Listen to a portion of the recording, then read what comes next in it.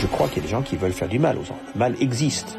C'est clair qu'il y avait un but précis et pour lui, c'était de devenir un vampire et il a fait exactement tout ce qu'il fallait pour arriver à ses fins.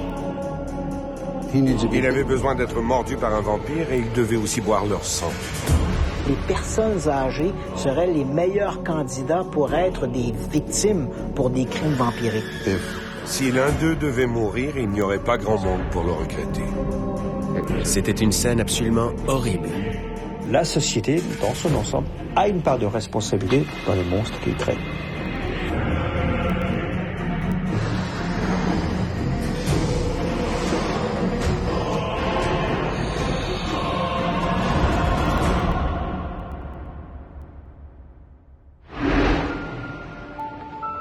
Au matin du 25 novembre 2001, une bénévole de la Popote roulante arrive à la maison de Mabel Leishan pour y livrer les repas de la nonagénaire.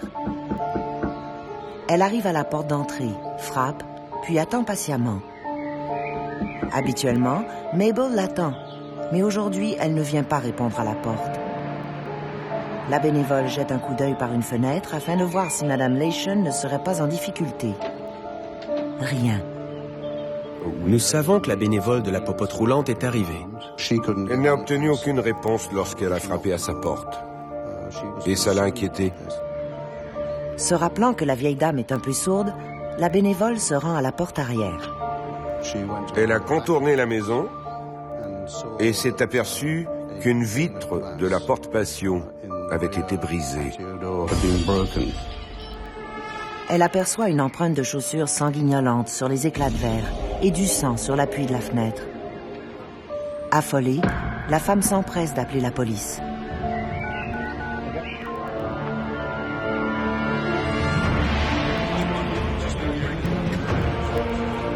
Deux agents de police sont arrivés sur les lieux et sont entrés dans la maison.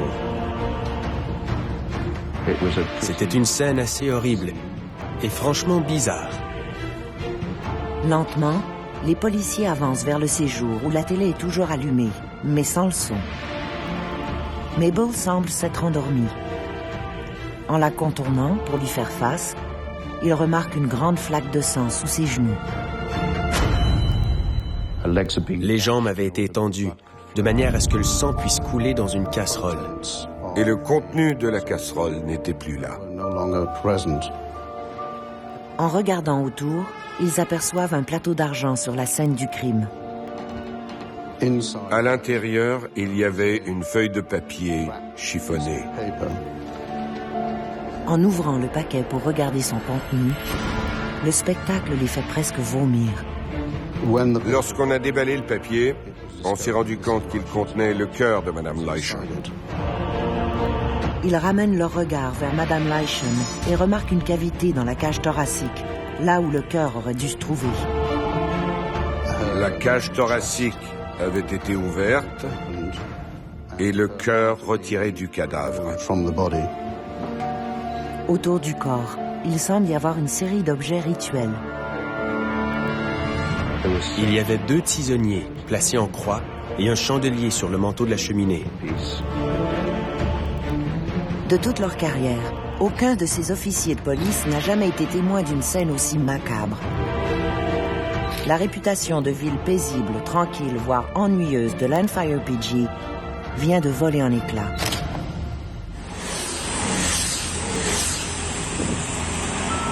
Landfire PG est une petite ville du Royaume-Uni, nichée sur l'île d'Anglesey, dans les Galles du Nord.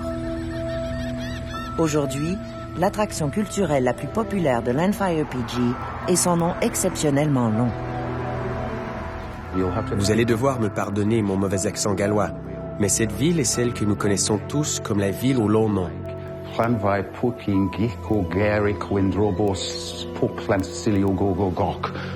Je prie tous les Gallois d'excuser ma prononciation. La plupart du temps, nous l'appelons Landfire PG. Encore une fois, ma prononciation n'est peut-être pas exacte, mais il s'agit d'une petite ville sur l'île d'Anglesey, dans le nord-ouest. Il semble que les citoyens de Landfire PG aient souhaité que leur gare de train soit reconnue comme celle ayant le plus long nom de ville du monde.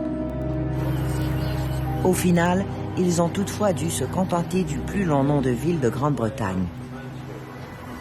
Depuis sa création, Ce nom exceptionnellement long s'est imposé dans les références culturelles des Britanniques. Au fil des siècles, la culture gothique est une autre réalité qui s'est imposée en Grande-Bretagne. Il s'agit d'un mouvement littéraire qui associe fiction, horreur et romantisme. Moi qui n'ai aucun goût pour l'ésotérisme et des choses comme ça, un jour j'ai eu la curiosité de lire un livre, un des livres les plus lus dans le monde, qui s'appelle Dracula de Bram Stoker. Qui n'a jamais vu Dracula, l'un des films d'horreur les plus célèbres?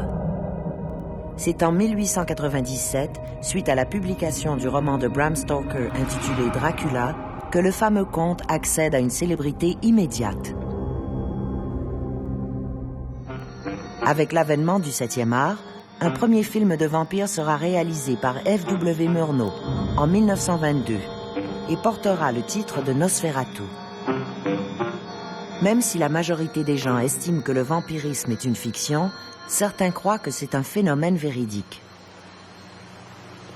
De fait, en Angleterre, il y a plusieurs endroits où les vampires peuvent se rencontrer pour interagir.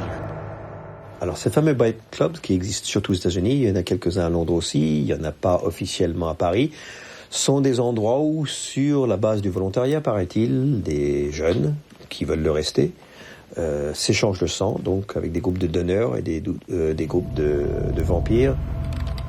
Il existe également une pléthore de sites internet qui décrivent les règles à suivre pour procéder à la saignée et à l'absorption du sang de manière sécuritaire. Quelqu'un qui boit du sang sait, à moins d'être fou, qu'il n'est pas du tout un vampire, puisqu'il ne présente pas les caractéristiques qui sont propres aux vampires, c'est-à-dire qu'il ne rajeunit pas, il ne reste pas l'âge qu'il a, et surtout, la personne qui meurt ne devient pas vampire immortel comme elle. Certains sont psychotiques, ils pensent vraiment qu'ils sont des vampires. Ils entendent des voix, ils se prennent pour des vampires, comme certains se prennent pour Vercingétorix. Ceux-là, ce sont les schizophrènes. Et puis il y en a d'autres qui, d'un point de vue romantique, estiment qu'ils sont des vampires. On en voit un certain nombre ici quand on vient l'été, par exemple, quand il y a un après-midi consacré au vampirisme. Mais ces gens-là savent bien au fond d'eux-mêmes qu'ils ne sont pas des vampires. Ils jouent aux vampires. Donc en gros, c'est des personnes qui imaginent être des vampires, mais pas à un seul instant, ils ne peuvent croire sincèrement qu'ils sont vampires, sinon ils n'ont rien compris au phénomène du vampire. Certains ont parfois du mal à faire la distinction entre la réalité et la fiction. Et ce sera justement le cas d'un adolescent gallois âgé de 17 ans, Matthew Hardman. Matthew Hardman naît en 1984 au nord de l'île d'Anglesey. Son père, Paul, est maçon, sa mère, Julie, est infirmière. Il semble qu'il ait eu une enfance relativement normale. Il était près de ses parents, lesquels se sont séparés alors qu'il avait 8 ans, ce qui l'a troublé. Matthew Hardman a de la difficulté à vivre ce divorce-là parce qu'il est très proche de son père et comme c'est la mère qui la garde, il ne voit son père que finalement les week-ends et ça pour lui est très troublant. À l'école, les notes de Matthew oscillent entre moyennes et faibles. À l'école secondaire, c'était un adolescent moyen, plutôt normal. Pas quelqu'un de très ambitieux, comme on dit. En fait, ses résultats scolaires sont juste à la limite. Et Matthew Hardman, donc introverti, on ne lui connaît pas beaucoup d'amis, et on va diagnostiquer qu'il est également dyslexique. À 13 ans, Matthew Hardman est un adolescent typique.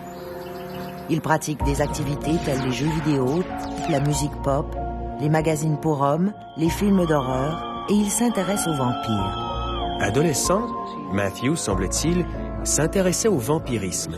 Peu à peu, il s'enlise dans cet univers du macabre, du sang, et en particulier les histoires de vampires continuent de l'exciter de plus en plus. À l'âge de 13 ans, un événement tragique vient bouleverser la stabilité de la vie de Matthew. Son père décède d'une violente crise d'asthme, ce qui l'affecte profondément. Son père décède, il est confronté à une chose très difficile à accepter, même inacceptable, c'est-à-dire la mort. On peut comprendre que quelqu'un veuille devenir immortel si on aimait vraiment quelqu'un qui est mort, mais en gros, si quelqu'un qu'on aime meurt, on a envie qu'il revienne. Matthew avait une excellente relation avec son père, et il s'est retrouvé très perturbé par son décès. La période de son adolescence commençait dans une ambiance funèbre. faite de mort et de tristesse. À 16 ans, Matthew sera accepté au collège Menai à Bangor, où il est inscrit en art. Matthew a fréquenté le collège Menai, où il a étudié les arts et le design. Ses dessins sont toujours remarqués par des scènes sanglantes. Il collectionne également les couteaux. Il lit une littérature gothique, mais souvent excessivement violente.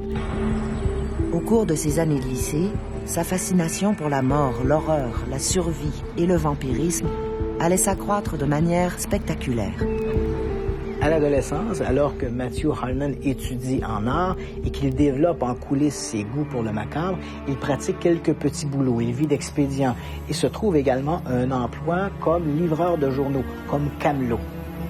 L'une de ses clientes, Mabel Leishan, 90 ans, était loin de se douter de ce qui l'attendait.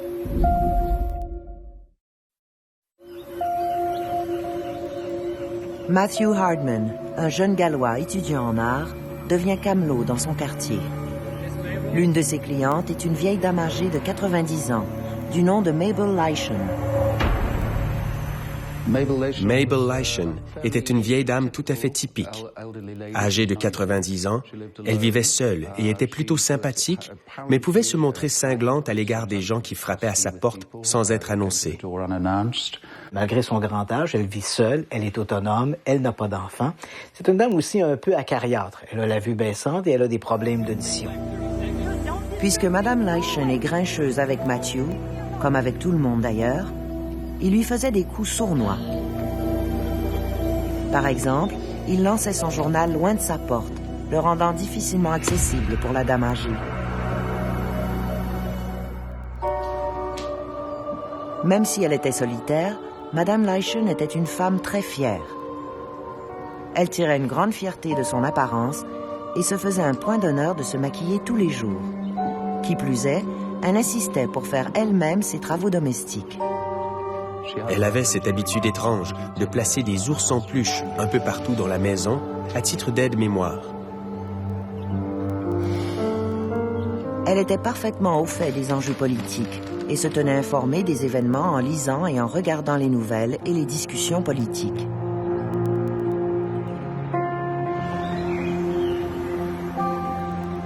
Durant toute sa vie, son passe-temps favori fut la peinture. De fait, c'était une paysagiste remarquable. Matthew et Mabel ne le savaient pas, mais ils partageaient le même intérêt, l'art. Il semble que Matthew et Madame Leishan n'entretenaient aucune relation, sinon celle d'être voisins dans une toute petite communauté. Il la connaissait certainement, mais je ne crois pas qu'il ait eu des liens étroits. Il était simplement le camelot qui habitait pas loin. Matthew avait également un autre intérêt qu'il partageait avec une jeune étudiante allemande, membre d'un programme d'échange au collège Menai. En septembre 2001, il l'avait remarquée dans la maison de chambre où vivait son ami David Lamb. Elle y logeait aussi. Convaincu d'avoir affaire à une authentique vampire, il demandera à son ami David Lamb, lui aussi participant au programme d'échange, de la lui présenter.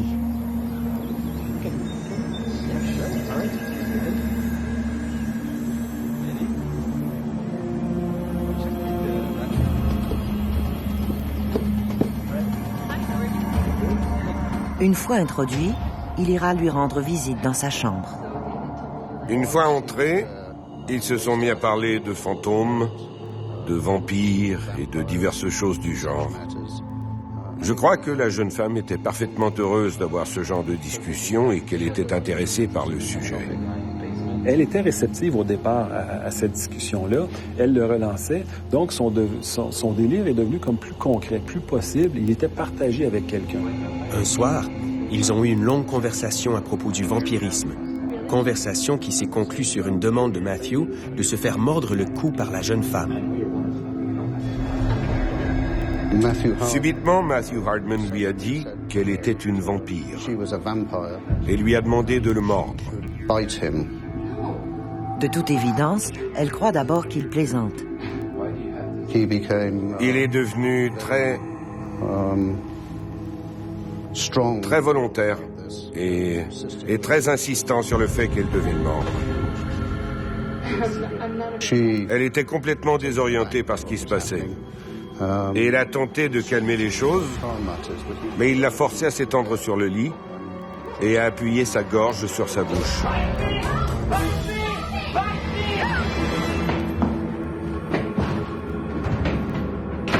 Matthew croyait, tel qu'on le décrit dans le vampirisme, que si Anna le mordait, il deviendrait lui-même un vampire et par conséquent, immortel. Convaincue que Hardman est devenu fou, elle appelle à l'aide. David Lamb et la propriétaire accourent à la rescousse et, non sans effort, parviennent à jeter Hardman hors de la pension, croyant ainsi mettre fin à sa crise de vampirisme. Il souffrait, c'est clairement de schizophrénie, il avait des hallucinations, il avait un délire, tous les symptômes sont présents. Cependant, même rendu dans la rue, il continuera d'halluciner. Quand il était expulsé, un délire ne s'arrête pas comme ça. Les idées ne changent pas automatiquement. Donc, il était resté sous cette impression-là. Et là, qui a vu des vampires potentiels partout, on n'est pas surpris. Il était dans cet univers-là à ce moment-là. Son comportement témoigne qu'il a, de toute évidence, perdu contact avec la réalité. Il quitte la réalité et il a l'impression, il se met à délirer. Et il y a des gens un peu fragiles qui peuvent présenter des psychoses aiguës qu'en France et pas au Québec on appelle des bouffées délirantes aiguës. Les voisins ont appelé la police. Et quand les agents sont arrivés, il semble que Matthew les ait pris eux aussi, comme Anna, pour des vampires.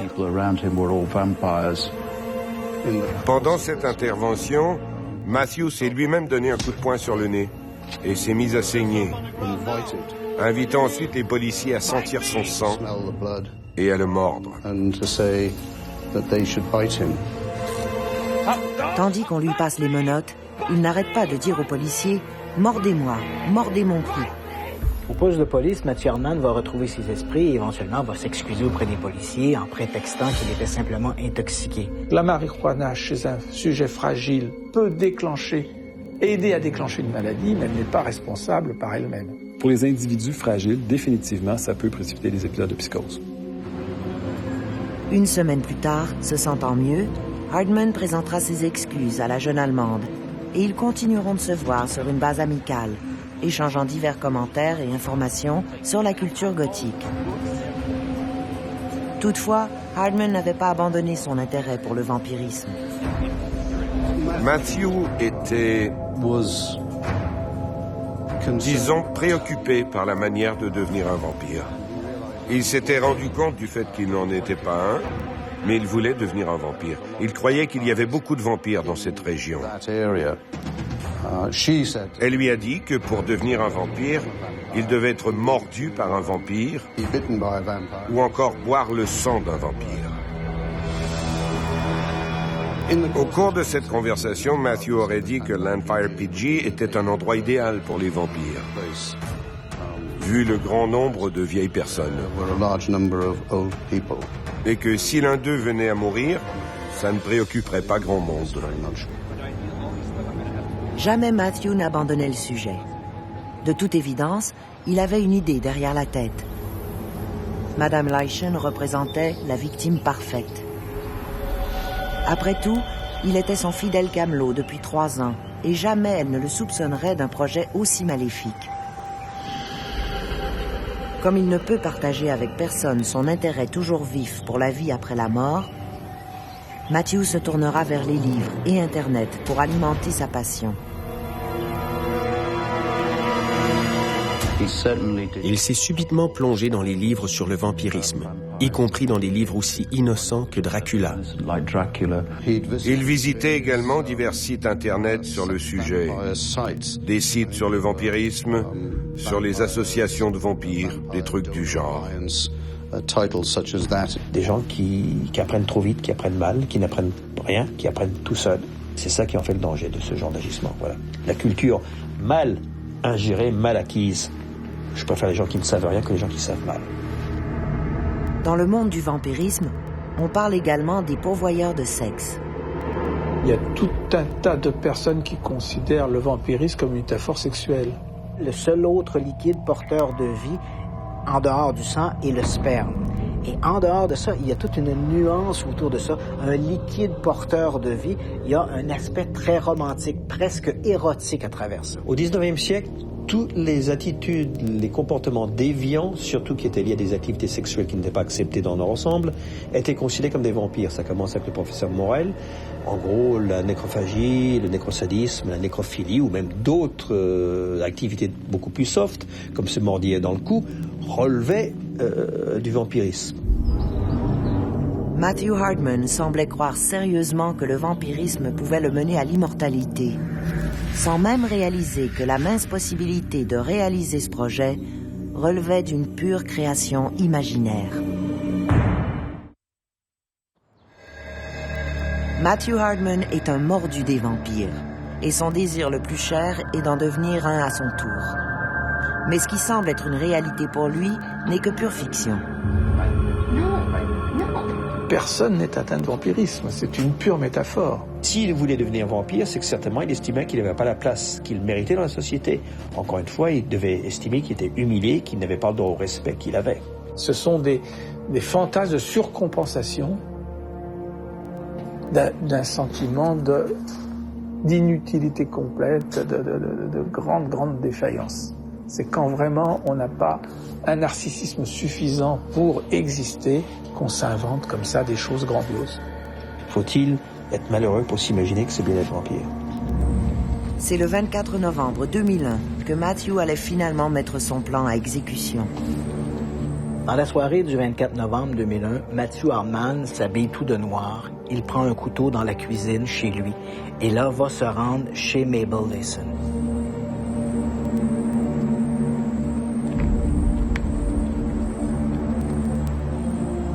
Il sait que la dame a des problèmes d'audition et qu'elle écoute la télévision toujours avec le son au maximum. Il attrape une plaque d'ardoise du patio et s'en sert pour fracasser la vitre de la cuisine.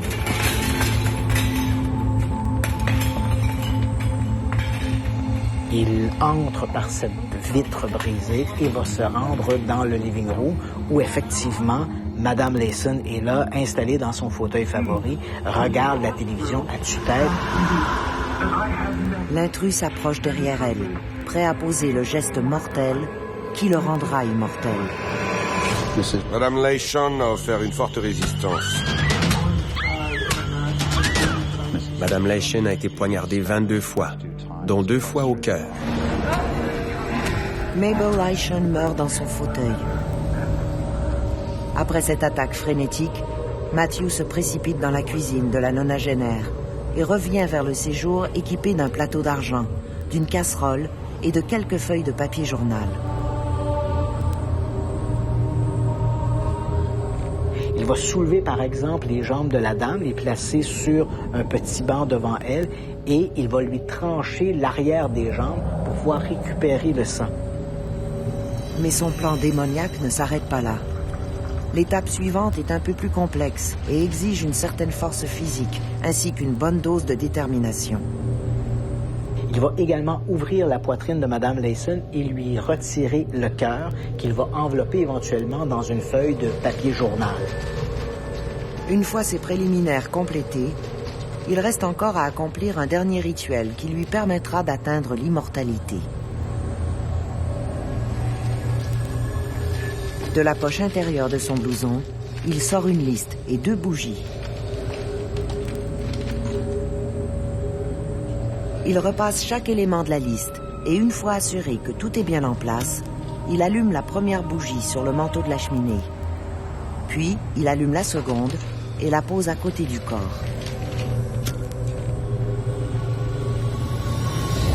Il prend ensuite 2 tisonniers de laiton et les pose en forme de crucifix au pied de la victime. Finalement, il se met à réciter une incantation qui, à n'en pas douter, fait partie d'un rituel du vampirisme dont il a pris connaissance dans ses lectures et sur Internet.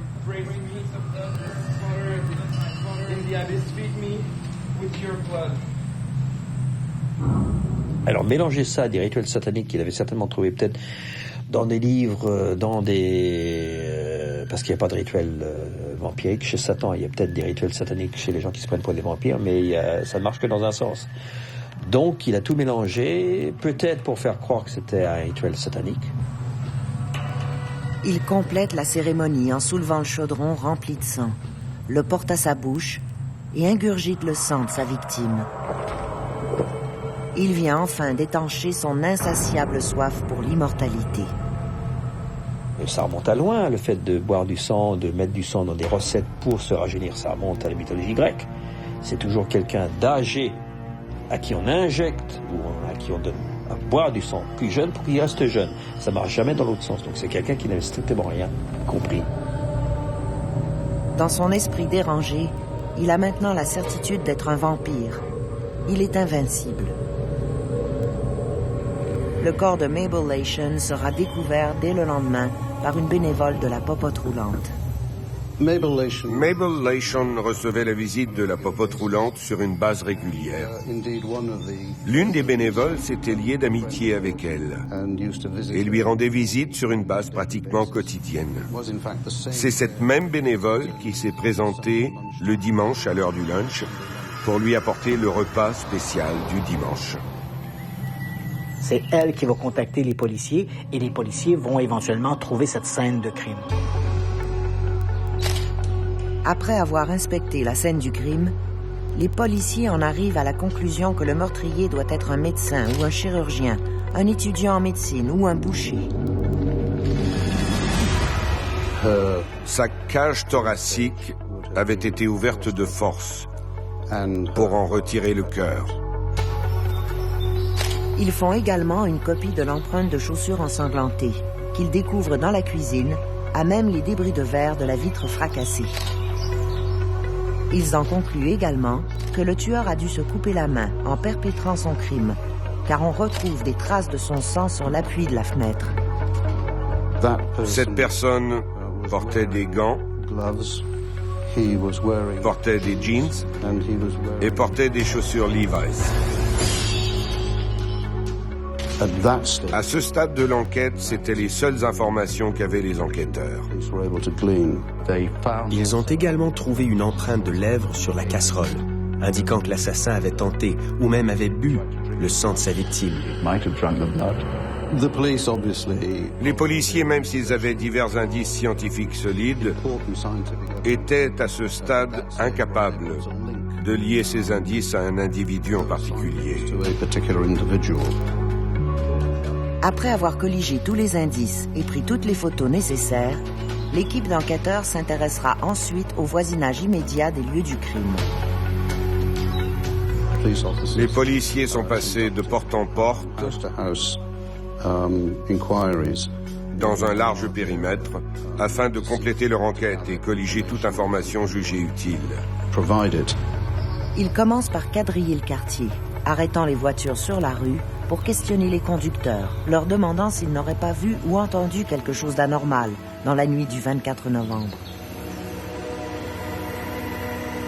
Les réponses, toutefois, seront toutes négatives.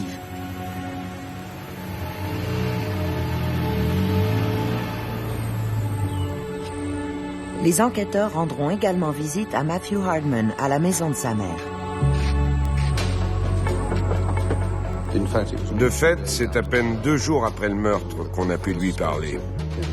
À ce moment-là, il a déclaré ne pas connaître Madame Lation et a affirmé que ce samedi soir-là, il était en compagnie de cet ami qui était présent lors de l'incident avec l'étudiante allemande. Ils avaient passé 3 heures ensemble, puis il était rentré à la maison et y était resté pour le reste de la soirée. Tout au long de leur enquête, les policiers prélèveront des échantillons d'ADN sur plus de 100 personnes afin de les comparer aux traces de sang trouvées sur la scène du crime. Ainsi, dès le début décembre, les policiers avaient accumulé des preuves portant sur 3 suspects possibles.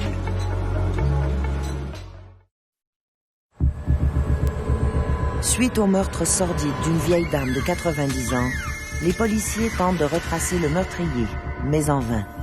Tous les suspects potentiels s'avèrent irréprochables. Brièvement, ils ont étudié d'autres meurtres du même genre. Ils ont même envisagé une forme de suicide, mais ils ont rapidement rejeté ces thèses, les jugeant non pertinentes dans ce cas. Les enquêteurs se sont tournés vers des experts du monde de l'occultisme et de la magie. Et je crois que c'est à cause de la nature holistique de certains indices de la scène du crime. Les enquêteurs ont également demandé l'aide d'experts en profilage psychologique, ce qui est une procédure assez normale, vu les circonstances et le caractère bizarre de la scène de crime. Je crois qu'ils ont présumé que le crime avait été commis par quelqu'un aux prises avec de graves problèmes psychiques et que le profilage psychologique permettait dès lors de mieux orienter l'enquête. Finalement, c'est en décembre 2001 que la chance sourit enfin aux policiers. Ici, nous avons un programme intitulé Crime Watch, lequel invite le public à téléphoner s'il croit avoir des indices reliés à un crime dont l'enquête est en cours. Peu importe leur connaissance sur le crime, qu'ils en aient été témoins, qu'ils aient entendu quelque chose à son sujet, ou qu'ils sachent, peu importe les circonstances, qui a commis l'offense. De fait, quelques personnes du voisinage ont contacté Crime Watch. L'appel le plus important sera celui d'une étudiante du collège Menai à Bangor. L'étudiante allemande qui, quelques mois plus tôt, a dû repousser Matthew Hardman qui disait qu'il voulait qu'elle le morde pour faire de lui un vampire, elle se rappelle que Matthew Hardman a également évoqué que les personnes âgées seraient les meilleurs candidats pour être des victimes pour des crimes vampiriques. Et c'est elle, finalement, qui va contacter les policiers et va les mettre sur la piste de Matthew Hardman. Au début janvier, les enquêteurs l'ont de nouveau rencontré, suite à l'appel reçu par le programme Crime Watch. Lors de cette rencontre, il a également été interrogé à propos de l'incident avec l'étudiante allemande. Il a affirmé qu'il ne se rappelait plus de grand-chose à ce propos, qu'il avait pris du cannabis. Et il a également nié avoir un quelconque intérêt dans le vampirisme, qu'il avait simplement, à l'occasion, lu des livres sur le sujet. Les enquêteurs découvriront des preuves concrètes le liant au meurtre de Madame Leischen. On a retrouvé de nombreux couteaux, mais un couteau en particulier a retenu notre attention. Qui portait des traces d'ADN liant directement l'arme au meurtre. Il était très clair qu'une partie de l'ADN était celui de Mabel Leischen. Mais on a été capable de prouver que les autres traces d'ADN appartenaient à Matthew Hardman. Les enquêteurs trouvent également les gants de caoutchouc portés par Matthew le soir du meurtre et contenant des traces d'ADN de Matthew. Avec son accord, les enquêteurs ont fouillé sa chambre et retrouvé la paire de chaussures Levi's. La chaussure de sport de Matthew coïncide parfaitement à l'empreinte de pied trouvée sur les éclats de verre sur la scène du crime. On va trouver également dans la chambre de Matthew de nombreux éléments des magazines à caractère occulte qui ne feront qu'asseoir la conviction des policiers que Matthew Hardman est certainement l'assassin de Mabel Leischen. Il a été arrêté le 8 janvier. Lors de son arrestation, Matthew n'a manifesté aucune émotion et ne semblait pas saisir la gravité des accusations. Il était aussi relax que s'il avait été arrêté pour une infraction mineure, comme un excès de vitesse. Durant les interrogatoires menés par les enquêteurs, il a toujours nié son implication dans ce meurtre. Il a toujours clamé son innocence. Une fois sorti de cette psychose-là, je ne sais pas si l'individu a été traité ou pas, les gens ne comprennent plus comment ils ont pu raisonner, qu'est-ce qu'ils ont pu penser, et il n'y en a pas d'explication logique. Fait qu'à ce moment-là, c'est plus facile de nier les choses que de tenter d'expliquer ce qu'on vivait à ce moment-là quand ça devient impossible carrément à expliquer. Le procès s'est tenu dans les Galles du Nord, à la cour de Mold Crown Court, en juillet 2002. D'après mon souvenir, il a duré de 2 à 3 semaines. Matthew a maintenu son plaidoyer de non-culpabilité durant plusieurs années, et il en va de même encore aujourd'hui. Hardman nie son implication dans le meurtre de Mabel Leishon, ce qui amène le juge Richards à lui dire qu'en refusant de reconnaître son implication dans le meurtre, il fait la preuve qu'il n'éprouve aucun remords. À ma connaissance, il n'en a jamais eu. Il n'a jamais exprimé de remords. Matthew a subi une évaluation psychologique faite par 2 psychologues apparemment très réputés et qui n'ont trouvé aucun indice d'aliénation mentale. C'est assez clair qu'il comprenait ce qu'il était en train de faire, mais pour lui, dans son monde à lui, ça en était presque une obligation de faire ça. Il y avait un délire qui l'amenait à faire ça, qui s'emparait de lui, sur lequel il ne pouvait pas poser de jugement. C'est un cas où habituellement les gens sont déclarés non responsables quand on voit que c'est plus l'effet de la maladie sur lequel ils ne peuvent plus critiquer leur comportement, ce qui semblait être le cas pour lui. Donc, qu'il n'a pas été reconnu non responsable, pour moi, ça reste un peu une énigme parce que c'est clairement le fait d'un individu malade. Par contre, il pourrait y avoir une explication plausible pour les croyances et les comportements bizarres de Matthew. Le syndrome de Renfield. Passer au meurtre quand on est atteint de vampirisme, il y a une des pathologies vampiriques qui s'appelle le syndrome de Renfield, qui est un des personnages principaux du roman Dracula, qui est quelqu'un qui veut devenir vampire, qui fantasme sur ça, qui est enfermé dans un asile, mais qui sait que Dracula arrive. Il a un 6e sens qui fait qu'il sent à distance que quelqu'un, le maître, va venir pour lui offrir l'immortalité, ce qu'il ne va pas faire, en gros. D'un point de vue psychologique, lorsqu'on analyse le profond état de déception qui fut celui de Matthew après le refus de la jeune étudiante allemande de le mordre, on peut croire qu'il était affligé du syndrome de Renfield, car il avait la conviction de pouvoir détecter les vampires. Même si le juge Richards refusera le plaidoyer d'aliénation mentale, il n'est pas entièrement convaincu de la bonne santé mentale du jeune homme. Matthew Hardman, ce qu'on peut en comprendre, c'était quelqu'un qui était très troublé, manifestement qui souffrait d'une maladie psychiatrique. Quelle forme va prendre la maladie quand les gens vont commencer à délirer, vont commencer à avoir des hallucinations? Ça dépend de l'environnement dans lequel on va se retrouver. Le vampirisme clinique, également connu sous l'appellation syndrome de Renfield, pouvait-il s'appliquer au cas de Matthew Hardman? Matthew Hardman voulait à tout prix devenir un vampire. Toutefois, sa soif de vie éternelle l'a plutôt mené devant les tribunaux. On pense que Matthew pourrait souffrir de vampirisme clinique, aussi connu sous le nom de syndrome de Renfield. Le vampirisme clinique, c'est pas une pathologie reconnue, c'est trop précis. On peut pas donner des noms à chaque forme de délire qu'un individu va pouvoir avoir. Donc, lui, il semble qu'il a été très impressionné par toute cette culture-là du vampirisme. Donc, c'est sur cette base-là qu'il s'est mis à développer un délire et des hallucinations. Alors, les bouffées délirantes et psychoses aiguës, on dit classiquement que dans un tiers des cas, elles suivent un stress intense et qu'il y a un seul épisode dans la vie. Il y a des personnes qui, confrontées à des stress majeurs, vont présenter plusieurs épisodes de bouffées délirantes, de psychose aiguë, et parfois c'est l'entrée dans la schizophrénie. Lors du procès, l'enquêteur principal, Alan Jones, témoignera que toutes les preuves retenues contre Hardman sont le fruit des interrogatoires tenus entre l'enquêteur et le suspect, en somme, l'accusé lui-même. Les indices retrouvés chez lui, de même que l'échantillon d'ADN, ont tous été soumis à de sérieuses analyses scientifiques. Il y a ce test ADN que les policiers vont réussir à associer avec Matthew Hardman. On va également pouvoir associer une paire d'espadrilles trouvées dans la chambre de Matthew Hardman à des empreintes de chaussures ensanglantées trouvées sur la scène de crime. Mais l'élément le plus déterminant est une empreinte des lèvres de Matthew Hardman dans ce plat métallique, cette soupière dans lequel Matthew Hardman a récupéré le sang de Mabel Leishon pour le boire. Les taches de sang semblent également avoir été présentes sur les manches des couteaux.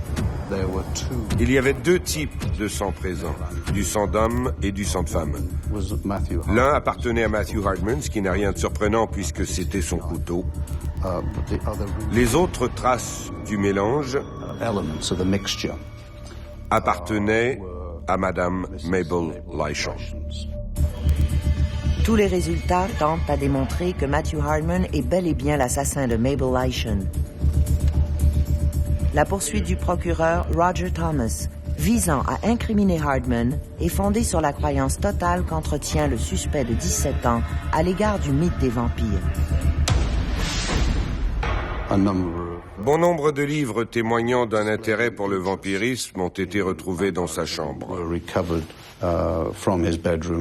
Dans mon souvenir, il y avait des titres tels « Courir avec le diable »,« Le livre du sang »,« Le fils du diable »,« Dracula ».